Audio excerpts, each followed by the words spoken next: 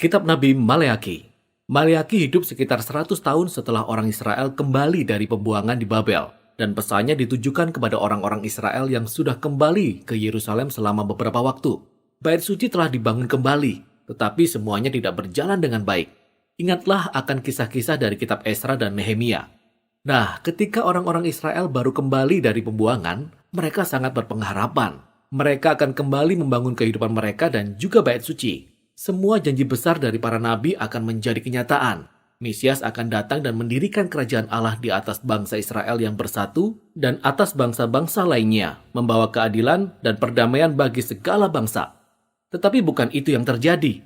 Ternyata orang-orang Israel yang kembali mendiami kota itu, mereka tidak setia kepada Allah, sama seperti nenek moyang mereka, sehingga terjadilah kemiskinan dan ketidakadilan.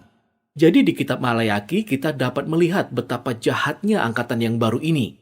Kitab ini disusun berupa serangkaian perdebatan, yang sebagian besar dimulai dengan Allah mengatakan sesuatu, membuat pernyataan atau tuduhan, kemudian bangsa Israel menentang atau mempertanyakan pernyataan Allah itu. Lalu kemudian Allah akan menanggapi dan menyampaikan pesan terakhirnya. Rangkaian ini terjadi sebanyak 6 kali. Dalam 3 perdebatan pertama, Allah membeberkan kejahatan bangsa Israel. Dan dalam 3 perdebatan berikutnya, ia menentang kejahatan mereka. Dan kesan keseluruhan yang kita tangkap dari argumen dan perdebatan ini adalah peristiwa pembuangan tidak membawa perubahan yang berarti pada orang-orang Israel. Mereka masih keras hati seperti sebelumnya. Perdebatan pertama dimulai ketika Allah berkata ia masih mengasihi umat perjanjiannya terlepas dari kegagalan mereka. Namun bangsa Israel membalas dengan keras dan berkata, "Dengan cara bagaimana engkau mengasihi kami?" Maka Allah mengingatkan mereka bagaimana ia telah bermurah hati memilih keturunan Yakub, leluhur mereka, untuk mewarisi janji-janji Allah, dan bukannya memilih kakaknya Esau dan keturunannya, yang berakhir dengan kejatuhan. Ingatlah kisah dari kitab Kejadian dan kitab Obadya. Jadi dari perdebatan yang pertama ini, bangsa Israel sudah terlihat berprasangka dan meragukan kasih dan kesetiaan Allah. Perdebatan yang kedua memperlihatkan masalah pada bait suci Israel yang kedua. Allah menuduh mereka telah menghina dia dan mencemari bait sucinya. Namun mereka balas menjawab, "Dengan cara bagaimana kami menghina namamu?" Maka Allah menjawab dengan menunjukkan perbuatan mereka yang telah membawa persembahan yang sangat memalukan, yakni hewan yang sakit dan cacat. Hal ini menunjukkan bahwa mereka tidak menghargai atau menghormati Allah mereka. Namun ini bukan saja terjadi pada umatnya, tetapi juga pada para imam yang menjalankan bait suci. Bukan saja mereka mentolerir cara ibadah yang menyimpang ini, tetapi mereka juga ikut terlibat di dalamnya. Dari lapisan paling atas sampai ke bawah, umat Allah telah terbukti tidak setia. Dalam perdebatan yang ketiga, Allah menuduh para pria Israel telah berkhianat terhadap Allah dan terhadap istri-istri mereka. Dan tentu saja mereka menyangkali perbuatannya. Tetapi Allah memperlihatkan betapa bahayanya penyembahan berhala dan perceraian yang sedang terjadi. Ada pria Israel yang menikah dengan wanita yang bukan Israel, lalu kemudian beralih menyembah kepada dewa-dewa leluhur istri mereka. Ingat kisah dari kitab Nehemia pasal 13. Jadi Maleaki mengaitkan kisah ini dengan begitu banyak pria yang menceraikan istri mereka tanpa alasan yang jelas. Namun orang-orang merasa baik-baik saja dengan perilaku seperti ini. Tetapi Maleaki berkata, "Tidak, ini adalah pengkhianatan terhadap perjanjianmu dengan Allah." Kemudian Maleaki beralih kepada bagian berikutnya dari perdebatan, yaitu yang menentang pemberontakan bangsa Israel. Perdebatan keempat dimulai dengan orang-orang Israel yang menuduh Allah telah mengabaikan mereka.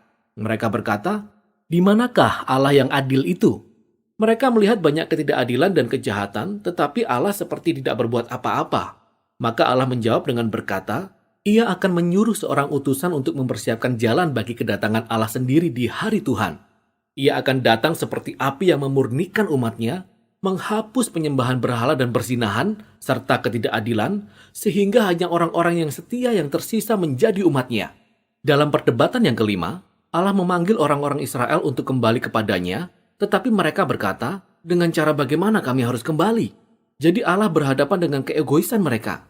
Allah menunjukkan bahwa mereka tidak lagi mempersembahkan persepuluhan dari penghasilan mereka ke bait suci. Nah, kata persepuluhan itu artinya 1/10. Dari jumlah pendapatan dan hasil bumi yang harus dipersembahkan oleh orang Israel setiap tahunnya untuk mendukung bait suci dan para imamnya. Pelaksanaannya diatur di berbagai bagian dalam kitab Taurat. Nah, kita tahu dari Maleaki dan dari kitab Nehemia bahwa orang-orang ini telah mengabaikan tanggung jawab mereka sehingga bait suci menjadi rusak. Jadi Allah menantang mereka. Ia berkata bahwa ia akan memberkati mereka dengan berkelimpahan, tetapi hanya jika mereka setia. Dalam perdebatan yang terakhir, orang-orang Israel menuduh Allah dan berkata bahwa sia-sia mereka beribadah kepada Allah. Mereka mengamati orang-orang yang fasik dan gegabah bisa berhasil dalam hidupnya, tapi Allah tidak melakukan apapun terhadap mereka. Dan untuk pertama kalinya dalam kitab ini, Allah menanggapi bukan dengan perkataannya, melainkan dengan sebuah kisah pendek tentang sisa-sisa orang yang setia di Israel, orang-orang yang takut akan Allah, dan yang suka berkumpul dan berbicara satu sama lainnya tentang bagaimana menghormati Allah dan melayani Dia. Maka Allah memerintahkan agar kitab peringatan dituliskan bagi orang-orang ini, sehingga mereka dapat membaca kitab tersebut dan mengingat akan karakter dan janji-janji Allah. Di bagian ini Maleaki merenungkan karunia Allah berupa kitab suci yang dapat menuntun kita ke masa lalu agar kita ingat apa yang telah Allah perbuat untuk membangkitkan kesetiaan dan pengharapan kita akan masa depan yang kemudian akan membawa kita kepada bagian akhir dari kitab ini. Bagian ini mengambil gambaran tentang kedatangan hari Tuhan dari perdebatan yang keempat dan membahasnya lebih lanjut. Allah berkata, Ia telah menetapkan hari penghakiman yang akan memurnikan umatnya dengan cara melenyapkan orang-orang fasik dari antara mereka. Namun bagian akhir dari kitab ini menambahkan tentang masa depan bagi sisa-sisa umat yang setia, karena bagi mereka hari Tuhan bukanlah merupakan ancaman, melainkan pembawa sukacita.